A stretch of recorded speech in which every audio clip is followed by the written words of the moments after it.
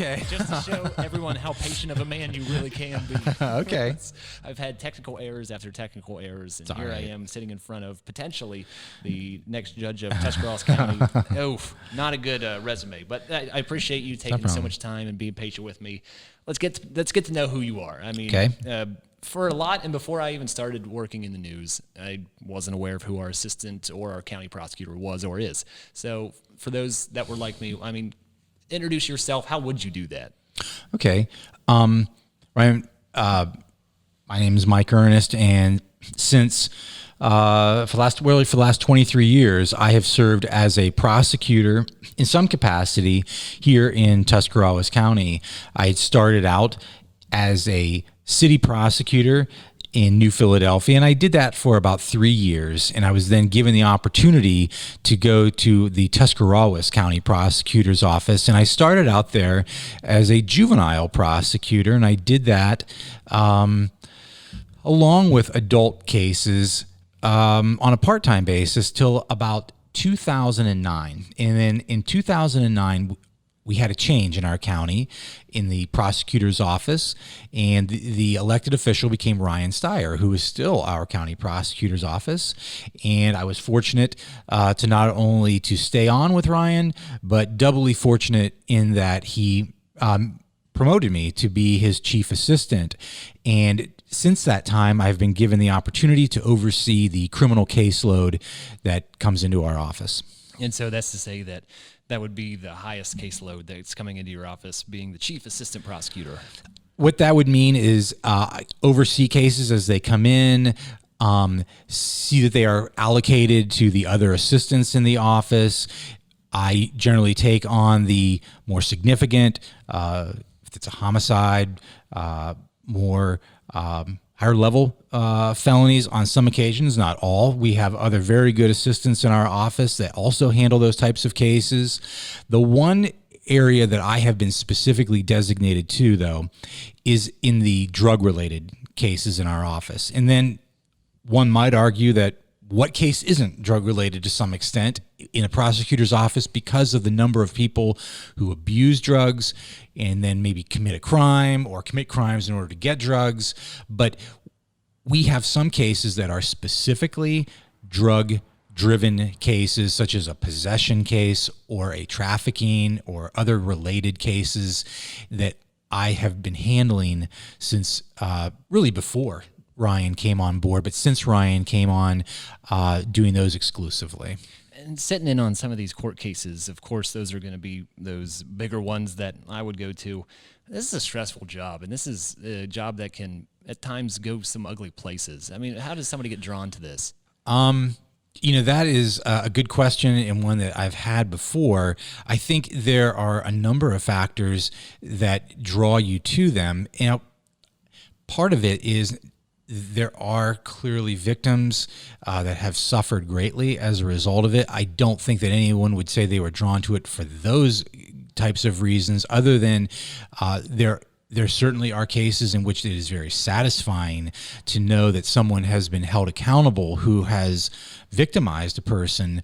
But one of the sad aspects of being in the prosecutor's office is that unlike other areas of the law where maybe a win's a win, sometimes even getting a conviction in a prosecutor's office, you got to step back and remember, there could be, there's somebody who may not be the same as a result of it. There's going to be some injury that, after the case is over, they're still going to have, they're still going to be suffering from. So, you always got to keep that in mind. But thankfully, many cases we have are not of that level where there is this immeasurable harm that happens to the person.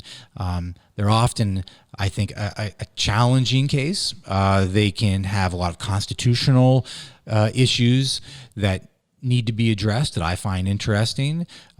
If you like trial work, it is the place to go. It's probably the place to go if you want to be in the courtroom.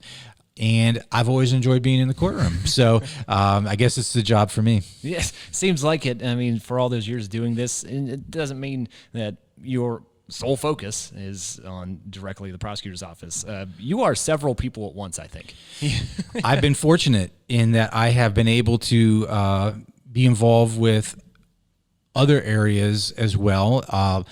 Up until 2009, I had worked quite regularly in a private law firm in New Philadelphia, Johnson Urban Range, in which we had covered a general area of civil matters for people.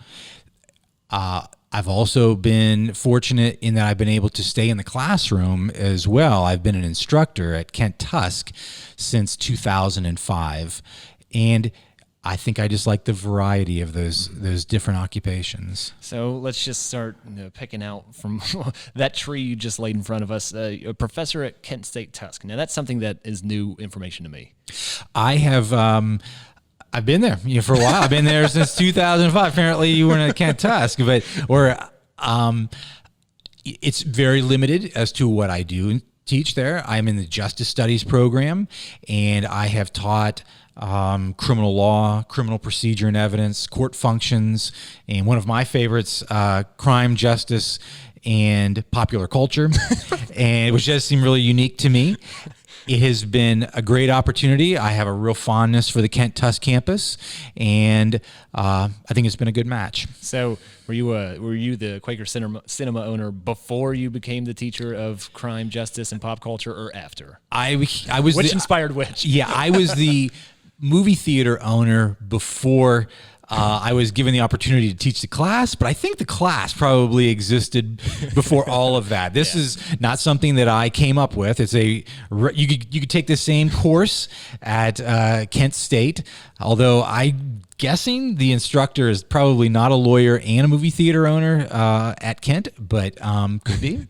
That's a trifecta that I don't think you're going to meet. I don't think so, but don't know for sure. The movie theater really parallels my career as a lawyer. It started when I was just at the tail end of college. It kind of percolates through my law school years and just culminates in just the perfect timing right about the time when I graduated from law school, starting out as a lawyer, and I start working for Mike Johnson at that time, who owned the movie theater at that time. Did not have 4 children at that time. Yeah. Had a lot more free time. And as a hobby, opened up the Quaker, and it blossomed into a business from there. Yeah, I mean, that for me, you've owned that essentially as long as I can remember. It will be 23 years coming up, our anniversary. Which is crazy to me because maybe I'm a kid that just hadn't put my nose into any of the county's business, but I didn't know that either. Me, maybe that's my perspective, but it seems kind of humble to not know the guy that does all of these things. Well, it's you just didn't, I guess, put it all together, Brian, but now you know. So how do you get to own a movie theater? I mean, it seems like every profession that you're in would take its own path and its own whole story of how you ended up there.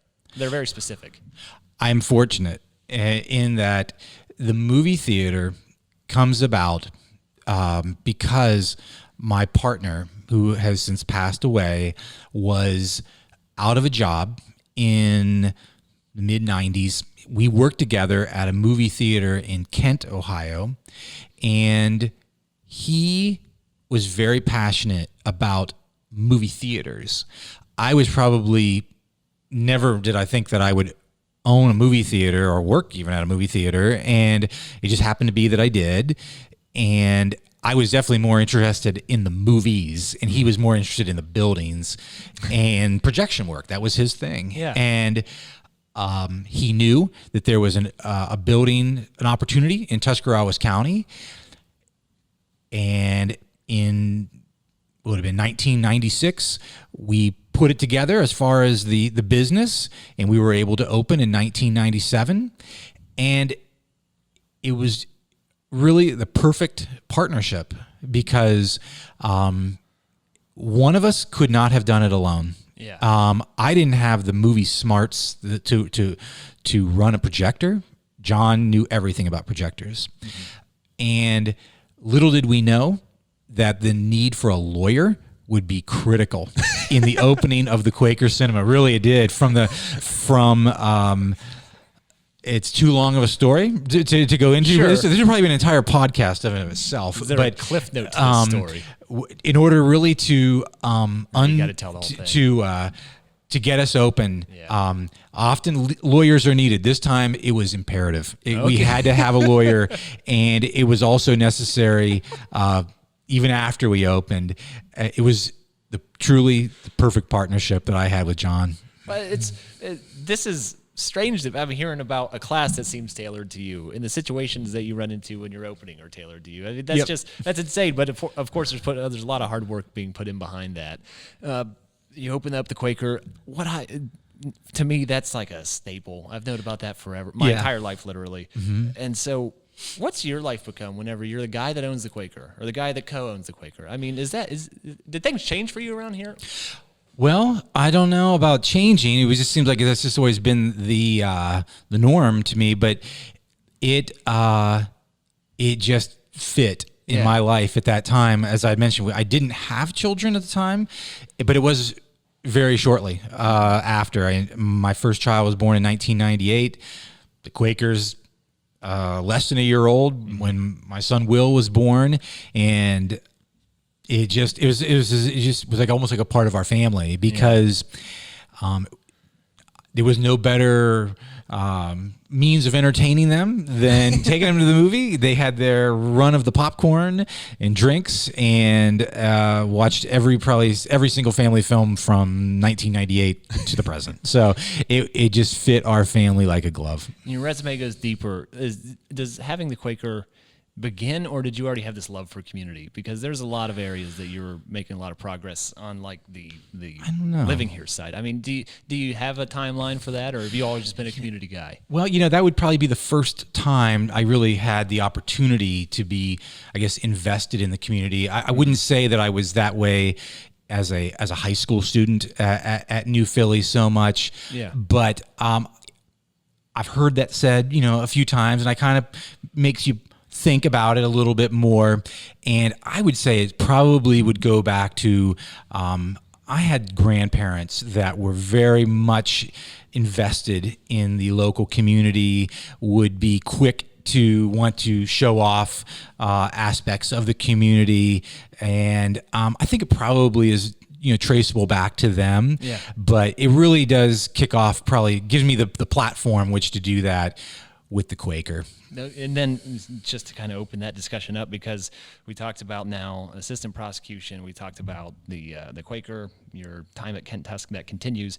You're also the Tuscora Park Foundation. That's a newer foundation that you're the president of. Yes. The Tuscora Park Foundation is really born out of my involvement with the New Philadelphia Parks and Recreation Board. I have served on that board, I'm going to say 10 years, approximately. I'm not really sure when it began. And that is a labor of love. I mean, I absolutely, you don't want to see challenges come up, but it's one of those organizations that if it comes up, it is something to tackle. Sure. It is something that makes it interesting. What's a challenge? Clearly the biggest challenge since I have been on the board has been the development of the Southside Community Park, without a doubt. Oh, that's a buzzword right now too. Yes, the Southside Community Park was probably one of the main reasons I was even asked to be on the board when there was an opening, as I think it was known that I was one of the people that was using the park in its early stages, and once asked to be on it, I easily said yes. I'd love to help out.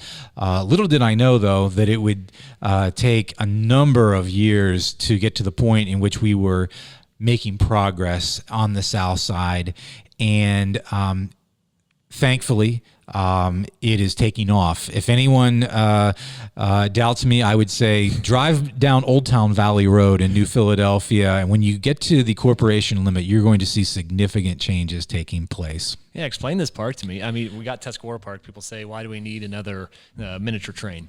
Well, because the Southside Community Park is something really entirely different than what New Philadelphia has already. We have a beautiful park. We have maybe the greatest, probably the greatest municipal park in Tuscora Park. But the city of New Philadelphia already owned a number of acres of unused property on the south side of New Philadelphia when I came onto the board. And there was always talk of one time of it being utilized for athletic purposes.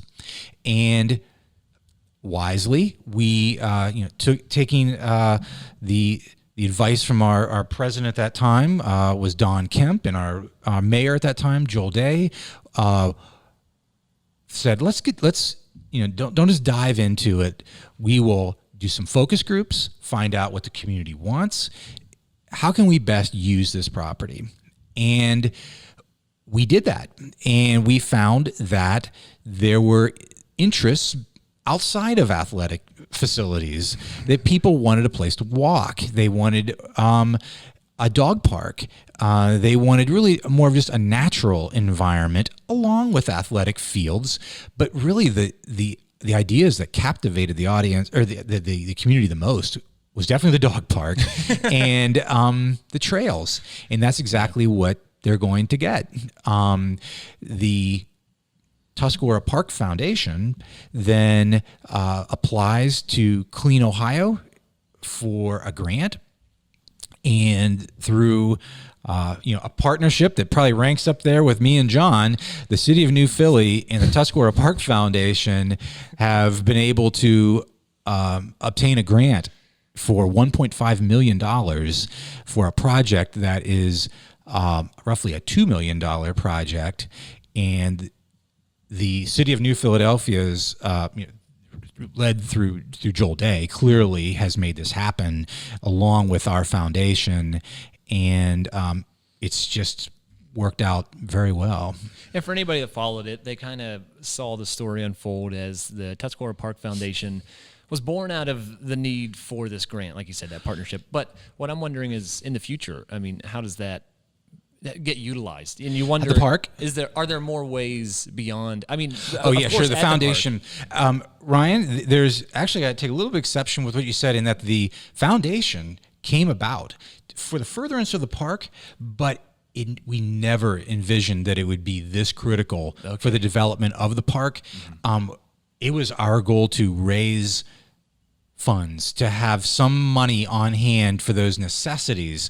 I don't know that any of us actually envisioned that we would be seeking $1.5 million through this foundation. That's my misunderstanding. Yeah, that came about secondary, and it has been truly very fortunate that we had that formed at the time.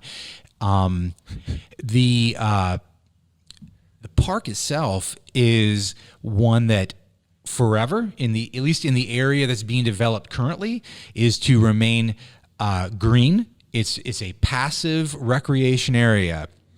We will not be able to. We are going to preserve the wooded area. We are preserving really nature in that area. It's not to say that other aspects of the Southside Park couldn't be used in the future for athletic purposes, but the portion that's being developed right now should look the same indefinitely, because that's our objective, is to keep it green and keep it the way that the people wanted to see it used, for trails, for dogs, for enjoying nature. All of this sounds like continuous effort to make this place a better place to live, which I love. I mean, as soon as I started getting to know this county, I realized why I didn't want to move out of here as opposed to my high school thoughts and dreams.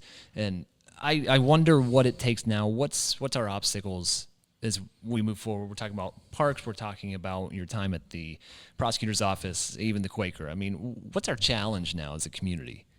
Well, unfortunately, I mean, those are all very positive things. Yeah. I see more of the challenges as a prosecutor and not so much as a theater owner or a park.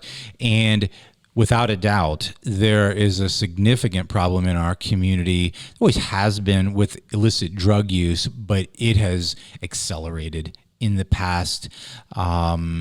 It has continued gone up over the last 3 to 5 years, but we have seen a significant spike in the past 12 months. And from my perspective, the biggest issue facing our county in the court system is, without a doubt, is the use of methamphetamine. It is the drug that we see the most abuse of. I don't know. This is just the few W's of a reporter's questions. I don't know if the prosecutor's office handles the why. Do you at all? I'm not sure you understand. Why do we see this? Do you ever look to that for that answer? Well, that's a good question, Ryan. I would say as a prosecutor's office, we may not, our objective or our goal is not to find out necessarily the why. We don't conduct investigations.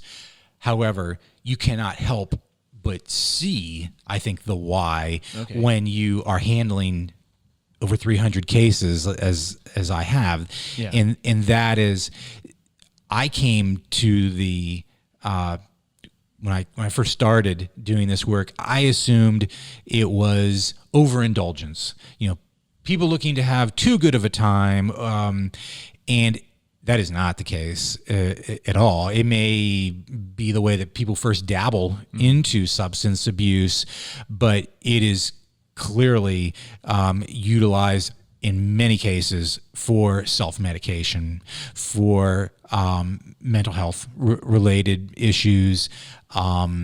There are some folks who may come into it for different reasons, but that is often goes hand in hand with abuse and addiction issues, that there are underlying mental health problems, anxiety, depression.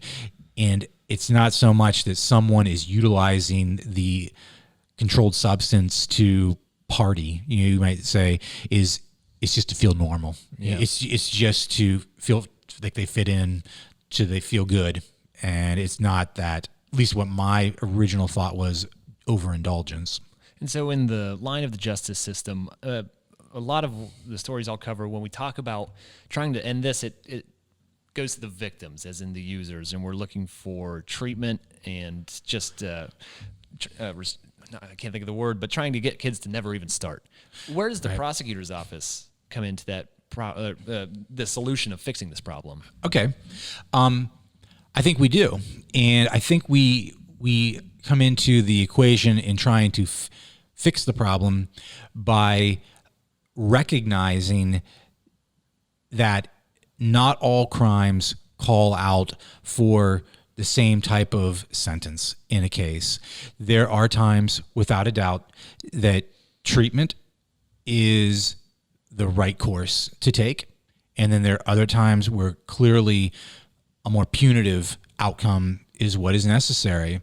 Had you asked me early on in my career if a drug possession case would have called out for prison, I might have said, sure, yeah, it might. Being naive in thinking that was the proper outcome. Yeah. It's clear that low-level felony drug cases require accountability, require that somebody is looking over that person's shoulder, somebody in a probation office or community corrections officer. But sometimes just going right to incarceration right out of the gate in a case is only going to draw that person back again for further problems. It only digs them a deeper hole. Our county is fortunate in that there is an excellent community corrections program that assists those who honestly come to the table wanting help. Sometimes they do, and sometimes they don't. And when they don't, and it's just a facade, trying to placate the probation officer to just get through, it often doesn't work. Mm-hmm. And for those people, they may end up in our county jail. They may end up in a different type of facility called a community-based correctional facility. That's what those are for, and those are to be used in those types of situations. Everybody is just a little bit different. There is no cookie cutter sentence, I think, that can be imposed in every type of drug case. So when you're working on a drug case, who are you consulting, or how are you making these decisions on, well, this is what we're going to be asking the judge for in terms of a sentence? How is that decision made? I would look to almost exclusively the Community Corrections Office in Tuscarawas County, because their opinion means a lot, but they are also compiling the opinions of others. There are some folks who have gone and taken part in treatment even before they ever get to a sentencing, and that shows that that person is making at least an honest effort. If they are taking the steps to go and try and get help even before the resolution of their case, is certainly advantageous to that person and is telling that they are serious about this. And then there are other times I turn to the Community Corrections Office and to find out, and they say, nope, haven't seen them. In fact, they've never reported to their pretrial supervision. They were supposed to go see, a certain agency. Did they go? Nope, never went. That's also telling that this person is not taking their recovery serious, and that potentially more punitive steps have to be taken. Yeah, I think people would be very interested to hear that. That's something I didn't know, and it's almost like this merit-based system even after the fact. I mean, these decisions are not being made just as here's the charge, here's our decision. I absolutely would try not to do that because everyone's different, and there are different tools that are available to people who genuinely want help. They can get it. There is a fantastic drug court program that is probably underutilized, and not probably is underutilized in our county. If more people took advantage of it, I think they would be better off for it. But it is rigorous, and there is, for some people, a desire to take an easier route. Mm-hmm. The opportunities clearly exist for the person who is sincere about wanting help. And so with that availability, how do we get over this challenge? How do we reverse this problem, this biggest problem that you say we have? Well, I think that one of the ways that it needs to continue on, and that is, and maybe I'm biased because I am at the prosecutor's office, but I do think that the law enforcement is really the first step, and not in punishing them, but in identifying really individuals who would benefit from treatment. There are many people who will thank the judge, probably not thanking the police so much, but thanking the judge, which ultimately, it makes it to the judge because of a law enforcement officer, that they wouldn't have sought help on their own. That time in the county jail, is what brought them to their senses, or cleaned them up to some extent, to at least got them clear-minded enough to recognize that I have a problem and I need to address it. That is often the best way, in my opinion at least, that brings folks to the table to get help. But, Ryan, I don't want to say that there is this absolute blueprint of this, and this, which is maybe the most frustrating part of the problem to solving it, because, again, there are times where people recognize this problem immediately and want to get help. And then there are other times where it takes 5, 6, 7, prosecutions until it sinks into that person. And everyone's different. If there was such a plan of, do these 3 steps and it'll work, I think we would have heard it by now. Unfortunately, it's not that simple. But I think if you are persistent, as many law enforcement officers are, in trying to address the problem and not just sweeping it under the rug. And if we stay persistent as a prosecutor's office, that, we are here to not inflict, the most harm on you as possible as a user, then, we can try and get you the help you need. Now, there's an entirely different, problem as well, Ryan. And that is, I've been talking about the person who is the addict, who is caught up in using. The problem is also in the person who sells it as well, which is an entirely different issue altogether, for which I don't see that as a question of treatment. I view that as a question of what is the appropriate punishment in those cases. I recognize the individuals will often say, look, it was a small amount. I was helping a friend. What's the big deal?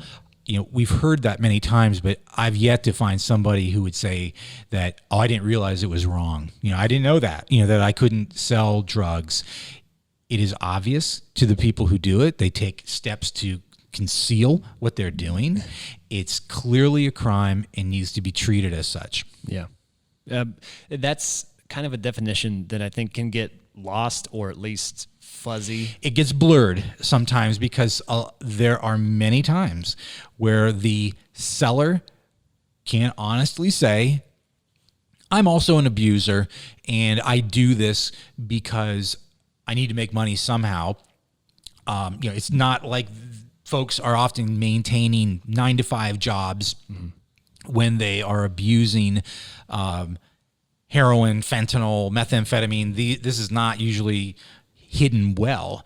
And I get that. You're saying that you're also an abuser, but it comes back to what I'd said before, and that is I don't think it comes as a surprise to anyone that it is illegal to sell it, and they certainly take every effort to keep it as quiet as possible, conceal it as much as possible, and it's a crime that needs to be addressed and punished. And is that something that you think we're successful at? Could change in any way? Is because this problem persists? How do we make sure that we're going down the right path when we're addressing these sellers? I think without a doubt, our county has tried to take a leadership role in addressing the problem. Since I've been a prosecutor, there have been 2 different agencies that have attempted to stop the sale of drugs in our community. The primary organization in our county right now is the Lead Task Force, and that is an organization that is headed up through the Tuscarawas County Sheriff's Department. Sheriff Campbell has that program in place through his office. It involves multiple counties. One of his detectives, Phil Valdez, is the commander of that task force, and they certainly put forth every effort to try and address what is a significant drug abuse problem, but it is widespread, and it can be a challenging even for those guys who are excellent law enforcement officers. Yeah. So in this process, and kind of coming to the point of this entire conversation, I mean, where in this solution does a judge's job lie? As a judge, you are going to ultimately, to some extent, be on a little bit of the sidelines until that person's problem makes it into your courtroom. And there's a lot of times, there's a lot of hurdles that a case has to get to, even to get to that point. It has to be detected. It has to be provable, things that the prosecutor are going to have to evaluate. So there's a number of cases that I know that judges don't even hear about because it doesn't make it there. So they're kind of at the tip of the iceberg, really, when it comes to the number of cases. But I think what a judge can do is really two things. One, send a clear message that trafficking is going to be punished, and it's not just viewed as a aspect of addiction. It is a crime which calls out for punishment. And for those individuals who are sincerely coming to get help, who are going to put forth an honest effort, that you make that at least an option, that there's availability to succeed. And sometimes in order to succeed, there are failures along the way. There's a limit, to what those failures can be, but there has to be some open-mindedness that there are at times some failures along the way. But if there is a person who honestly is trying, who honestly wants help, that you make those tools available to them. So for those that make it to that point, I think that's what you need to do for them. So let's talk about the Common Pleas Court now that we've kind of opened the door to that. Explain that to me. I had to learn the court system around here. Still something that I'm trying to grasp. I imagine after all these years, you've figured out. Explain the Common Pleas Court to me. While you do it, I'm going to make sure we're still rolling. But go ahead and keep on talking. Ryan, that's a question that I've recognized in the past few months of this campaign leading up to the election of 2020. In the groups that I have met with, and a lot of them have been even those that are affiliated with government, I recognized, and I don't take it for granted, that for some people, they're really not familiar with what is the Court of Common Pleas. If you aren't in a case, if you don't work in the court system, you might just say a judge is a judge. They're a judge. I don't know exactly where they work, but they're a judge. Yeah. And that would be understandable because in our county, we have 5 different judges, magistrates, which confuse people as well. Are they the judge or what do they do? Yeah. And so I like to explain to the folks that I meet with that the Common Pleas Court is, breaking it down to its most simplest description, the one with the dome on the square. And I like to point out to them that our county has 3 Common Pleas Court judges. We have a juvenile probate division and 2 general trial divisions. And in that general trial division, with those 2 judges, there's an equal split between them of criminal and civil cases. And while maybe the number of civil cases exceeds the number of criminal cases, it is deceiving. If you spend any time at the Court of Common Pleas, you would think that it was only criminal because so much of the civil side is a lot of it is domestic relations cases, which is handled by a magistrate. Many other aspects of the court may be heard through mediation. And our court system, I think, has really put the forefront on criminal cases for the judges to hear. They're the only types of cases in which someone is going to lose their liberty. Potentially someone could be in prison for the rest of their life. These are the most serious types of cases which call out for our elected judges to hear them. And those cases by far take up the lion's share of the courtroom time. I may say differently. If I was a judge, there's a lot of behind the scenes. There could be on the civil side, but if you spent a week in the Common Pleas Court, you would hear very little in the way of civil cases and almost exclusively criminal cases. And a lot of those cases are either drug cases or they are property crimes which have come about because someone has stolen someone's property, damaged someone's property, or threatened someone that as a result of drugs and alcohol. So much is driven because of that one problem. That's a lot to address, and to see that it's got to be frustrating to see that one problem, but then, like you say, there's not that one solution. And that's true. And I guess for me, I don't mean to sound as if it's being defeated in any way, but unlike other problems in life where, if the heating and cooling system is not working at the Quaker, I am going to call somebody who's going to fix that problem, and I'm confident it's going to be done or replaced, and it will work. Yeah. If you in your mind thought that you were going to resolve addiction problems with a fix, you are one naive individual. These are issues that are not new. They have existed for centuries, where people have utilized substances to alter their mind, to escape in some way. And that is very naive if you thought that you had the fix for that problem. So if you just try and tackle it in stages, or at least in each case that comes before you, it does not seem so daunting to think that we need to come up with a solution to this problem. Yeah. You'll be trying to wrap your head around that problem for a very long time. And I'm not saying to ignore it, but recognize that it is a problem that's going to require continuous maintenance. It's sort of like the Quaker in that it's a 80-year-old building. It requires constant maintenance. There's never going to be a day where I'm going to say it's all perfect. It's not going to happen. And you just have to accept that and address each problem as it comes up. Yeah. So what qualifies somebody to be able to do this, to be at I guess somewhat of a control of someone's liberty? I mean, how do you take that on? How do you say that I'm ready for this job, I'm ready to consider these things?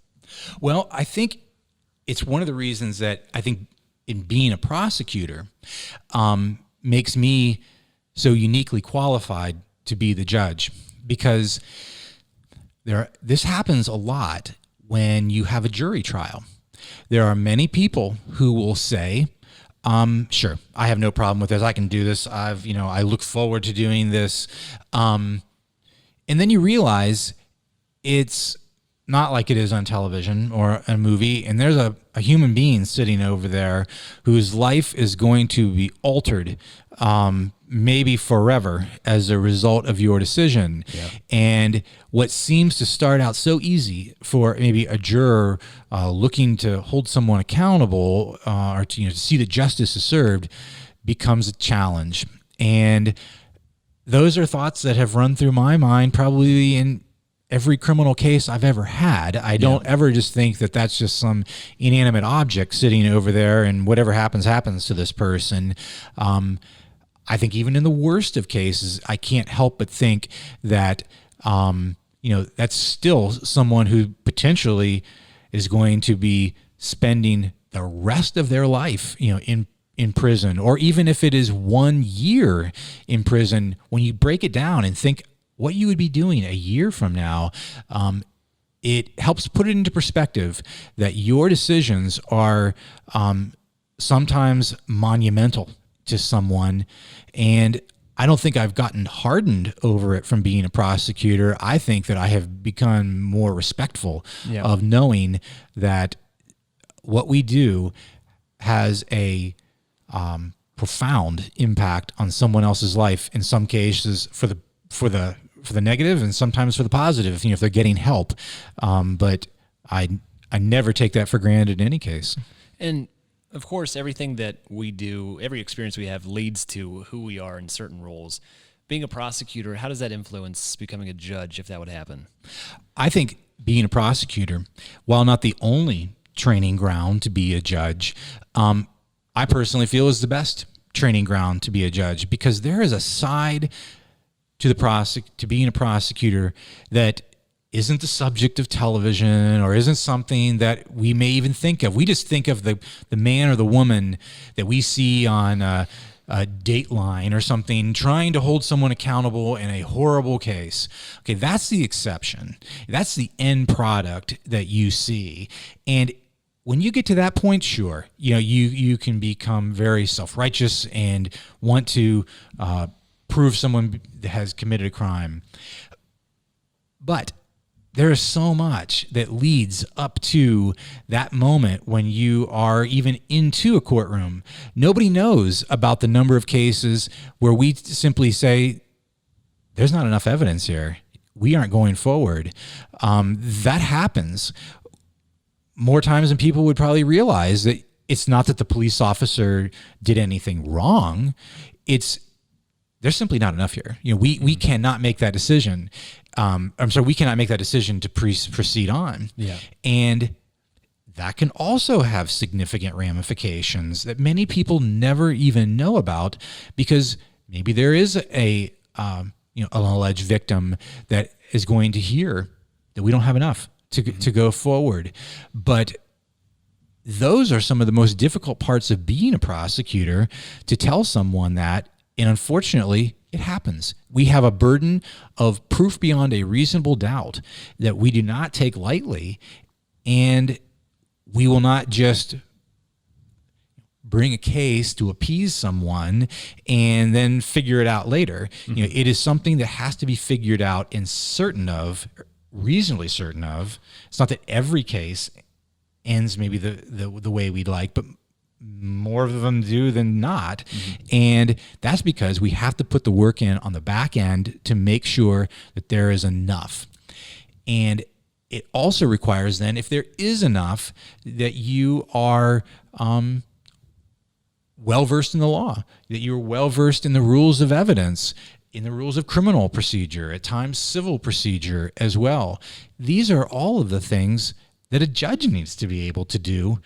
And not a half hour from now, I'll get back to you. It is now, in the middle of a case, you have to be able to respond. You have to be able to make a decision, and not just wing it, figure it out as you go. It has to be made now, and it has to be somebody who is comfortable in handling. I know I'm dwelling a lot on the criminal, but those are the cases where people are potentially losing their liberty, and it needs to be somebody who is comfortable in the courtroom, who is regularly in the courtroom, and who has handled courtroom work.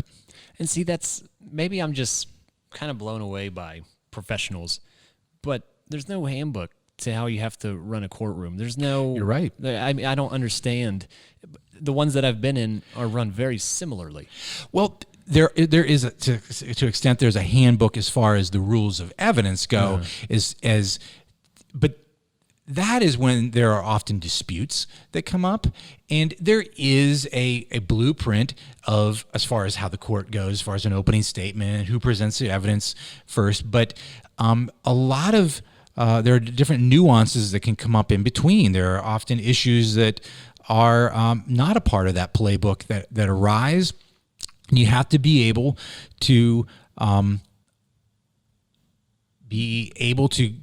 get that rule of evidence, to get that rule of law reasonably quick, and also to be right when it comes up, because unlike we see it all the time in sports, where if the umpire gets it wrong, they go back to a camera and check out back in New York and see what happened. Yeah. That's not how it works in a courtroom. It needs to be right the first time, and there's no instant replay. So with that kind of pressure, I'm just gonna come out. Why would you want to do this? Well, we have to have somebody that does that. It's gotta be you, though. Yeah, in your mind. In my mind, I believe I'm the most qualified to do it, and that's the reason I think that I decided to run for the position. I know I'm in the courtroom a great bit. I know that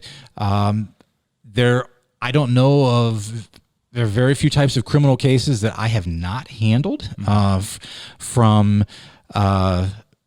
aggravated murder to speeding cases, and in really everything in between. And Ryan, I would say that when you have covered that spectrum of cases, it gives you the confidence to know that I can handle situations that come up.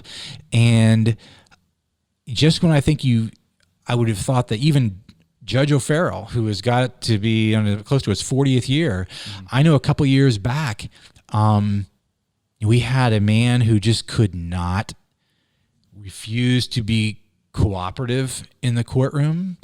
And I remember I'd never had that come up before. I mean, there's people who have acted out or have spoken out, but this was way beyond that. And I thought, that one's going to go in the memory bank as to how I would do this, because I thought Judge O'Farrell handled it perfectly. He must have, because it didn't get overturned on appeal. Yeah. And there's always something new that comes up, but I think that experience, that confidence you get from handling, an aggravated murder case to a speeding case, it helps you make the right decision. And like you say, that experience, and I think wisdom comes from experience, including then. Does being a business owner come into the courtroom at all?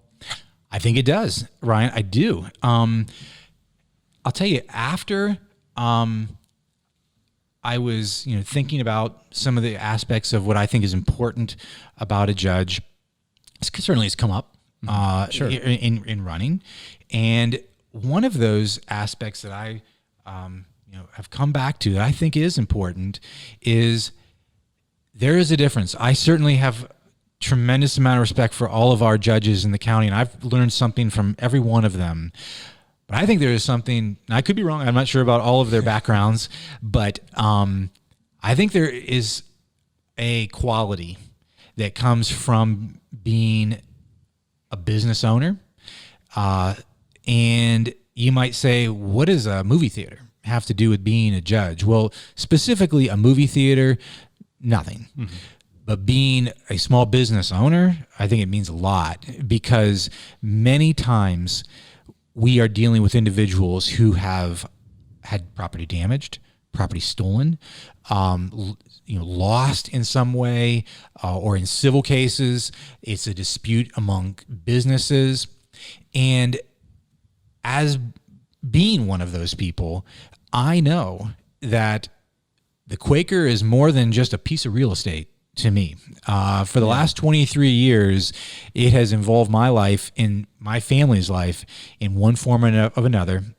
I know there are numerous other people in those same positions in this community who don't view property as just property, but as an extension of their life. And I think that to some extent can be missing unless you bring that experience of having been in the private sector, in knowing what it's like, the struggles of meeting a payroll, of working weekends, holidays, all of the things that go with keeping a business going, I think is a quality that is needed in a judge.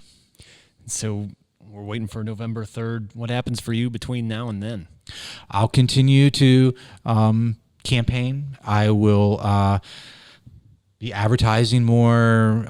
You'll see me probably out on the street, neighborhoods. I'm not going to be knocking. I will be distributing my literature to a door handle, near you. But there's a real, I think, debate as to is it appropriate or not. I for one don't want to impose upon someone, make someone feel uncomfortable in engaging in conversation on their porch. And if they're out, I'd be happy to talk with them. But that's just a judgment call that I've made. And, it is tough. I mean, it's got to be tough to be running a campaign when, like you said, you can't do that personable thing that is important to running a campaign. So people are going to be interested in, especially the judges race. It's an interesting one. Where would you send someone to find out more? I mean, when you're trying to make a real decision and find out about a candidate, that's That's a difficult thing to do at any level anymore for your average citizen. Finding this information, send me to where I need to go. I would suggest they check out my website. It's electmikeernest.com. There is also a Facebook page that I have as well. And from either one of those sources, if they wanted to talk with me directly, they can reach out to me, and I'd be happy to talk with anyone about my candidacy. Mike, if I missed anything, stop me. But otherwise, I appreciate your time tonight, sir. I think we've covered it all. Hey, good luck running that campaign, and maybe I'll be seeing you up there on the bench then. Maybe. Thanks, Thank Mike. you.